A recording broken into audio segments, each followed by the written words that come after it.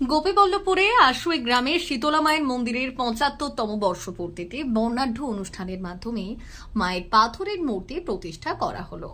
এদিন ২০ জন মহিলা ঢাকির সহযোগে বর্ণাঢ্য শোভাযাত্রা গ্রামবাসী ও এলাকার বিশিষ্ট ব্যক্তিদের উপস্থিতিতে মূর্তি প্রতিষ্ঠা হয়।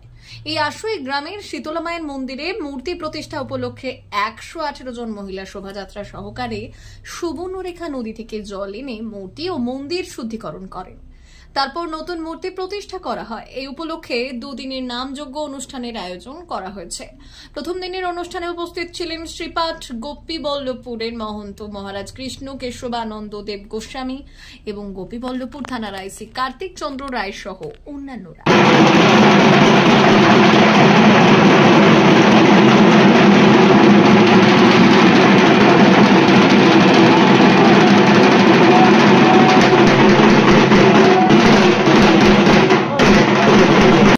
এই কর্মসূচির সম্পর্কে আয়োজক সনাতন দাস জানালেন, মন্দিরে মায়ের নিত্য পুজো প্রচলন রয়েছে। আগে মায়ের মূর্তি খানিকটা ভেঙে যাওয়ার কারণে নতুন পাথরের মূর্তি প্রতিষ্ঠা করা হলো। খুব আনন্দের জিনিস।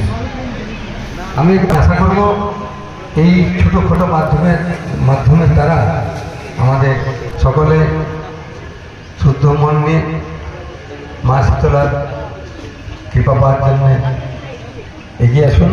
কর্মসূচি ছিল যে বিগ্রহমূর্তি মানে রোগ মুক্তি যে দেবী মা শীতলা, যে কিনা প্রত্যেকটি মানুষের যে কিনা রোগ নিয়ে যে কিনা অসুখ বিসুখ প্রত্যেকটি জিনিসের মধ্যে আমরা মা শীতলাকে প্রচণ্ড মানি।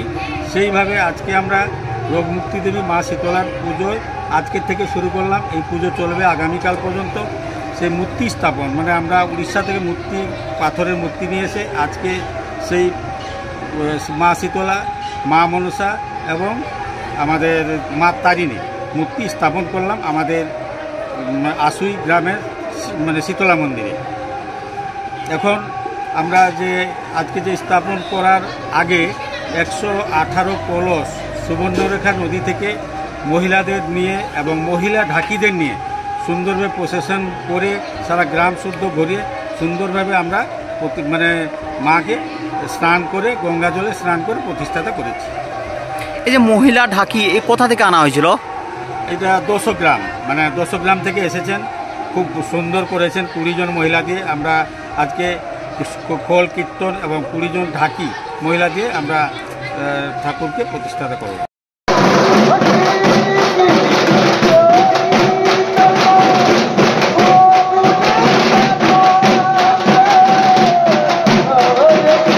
D news, Gopiballavpur.